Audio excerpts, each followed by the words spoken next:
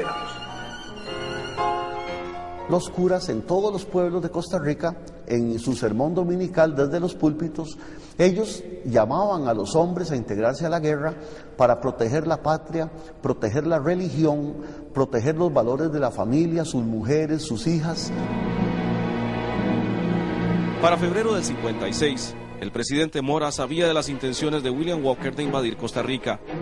Mora se negó incluso a recibir a un enviado de Walker, quien llegó a Punta Arenas pidiendo su audiencia. Entonces, el mandatario llama al pueblo a las armas.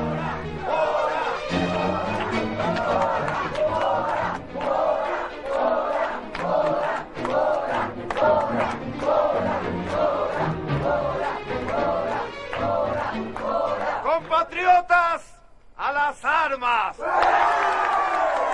Ha llegado el momento que os anuncié. Marchemos a Nicaragua a destruir esa falange impía que la ha reducido a la más oprobiosa esclavitud. Marchemos a combatir por la libertad de nuestros hermanos. Su causa es nuestra causa. Los que hoy los vilipendian, roban y asesinan, nos desafían audazmente e intentan arrojar sobre nosotros las mismas ensangrentadas cadenas. No vamos a lidiar por un pedazo de tierra, no por adquirir efímeros poderes, no por alzar misérrimas conquistas, ni mucho menos por sacrílegos partidos, no. Vamos a luchar por redimir a nuestros hermanos de la más inocua tiranía. Vamos a ayudarles en su obra.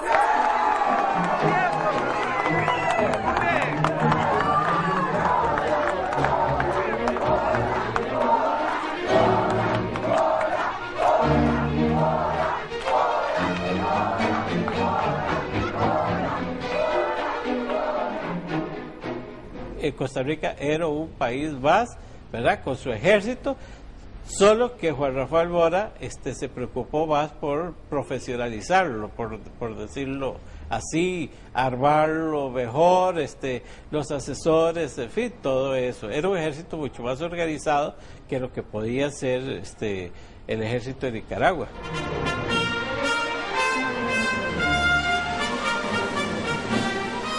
Miles de costarricenses se ofrecieron para ir a la guerra. Había llegado un momento crucial para nuestro país. Y se escogieron a los solteros, los que no tenían hijos, los que ya eran viudos, que estuvieran entre 15 y 50 años de edad.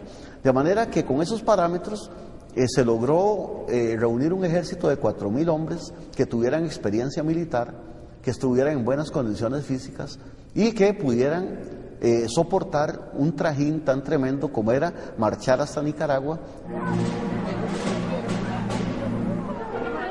2.500 hombres inician la primera expedición rumbo a Guanacaste el 4 de marzo de 1856.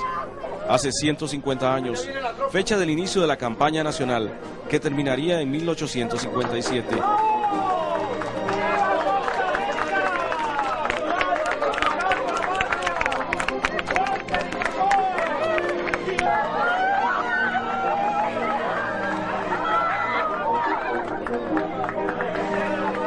El presidente Mora los despide en San José con la promesa de que luego se les unirá en Guanacaste.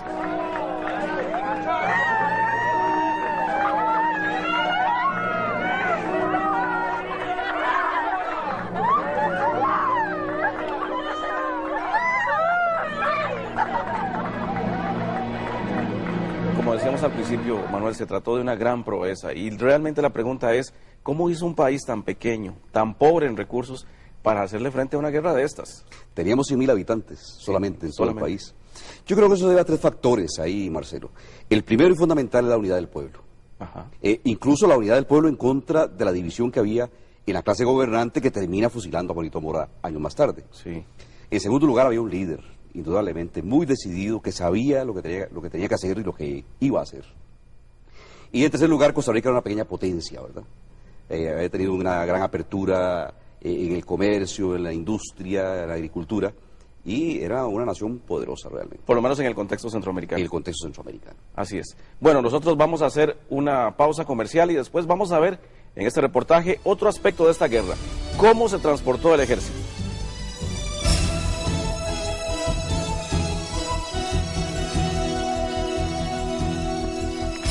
El 4 de marzo de 1856, miles de patriotas iniciaron una dura marcha en pos de la victoria.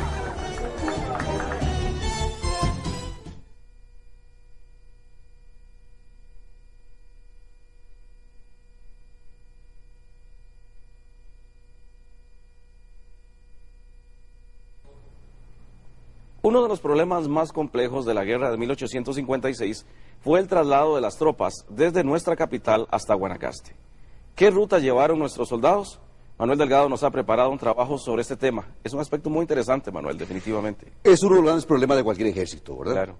Hay que transportar los soldados, las armas, etcétera, y mantenerlos, además. En aquella época se transportaron unos 2.500 soldados.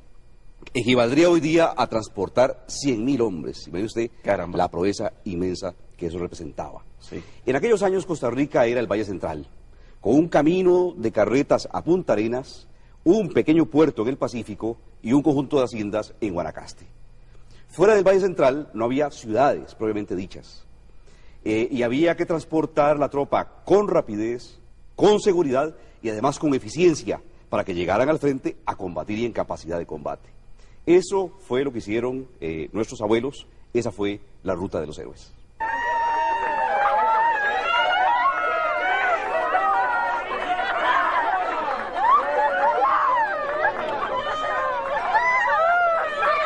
El 4 de marzo de 1856, la vanguardia del ejército costarricense salió de donde hoy es el Mercado Central.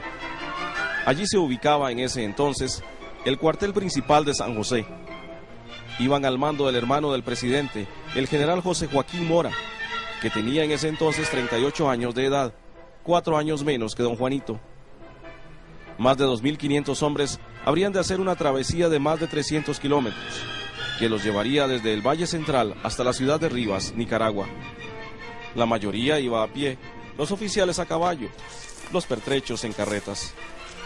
Para los costarricenses del siglo XXI la travesía no es mayor problema. Para aquellos hombres, aquello era una de las más grandes proezas de la historia, que hoy equivaldría a mover 125.000 personas a través de la montaña. El ejército costarricense era muy bien organizado para empezar. A partir de cierta edad, a uno, el sargento del pueblo, lo llamaba a presentarse a la plaza. Entonces se presentaba uno ahí a maniobras y se le entregaba un arma. Esa arma tenía que llevarla uno a la casa. Eso es muy importante. Vean qué interesante, porque las armas no estaban en el cuartel, estaban en las casas. Entonces podemos ver un cuadro de oficiales y lo que es la tropa y los suboficiales que seguían insertos dentro de la actividad económica. En su primer día de marcha, los soldados pasaron por La Uruca, por el mismo camino que hoy pasa frente a la fábrica Pozuelo. Atravesaron el río Virilla por un puente situado muy cerca del actual y llegaron a Barreal de Heredia. Juan Manuel Castro es topógrafo y ha trabajado con el MOP durante 30 años en inspección de caminos. Él conoce como nadie las rutas del país. Castro ha hecho un estudio minucioso del camino de los héroes y aquí en el Barrial encuentra el primer hito de esa ruta. Se trata del paso sobre la quebrada La Guaria. No existen los bastiones de piedra de entonces, pero sí rastros de los que construyó la administración Mora Porras poco después de la guerra. Pero en todo caso, el camino es el mismo.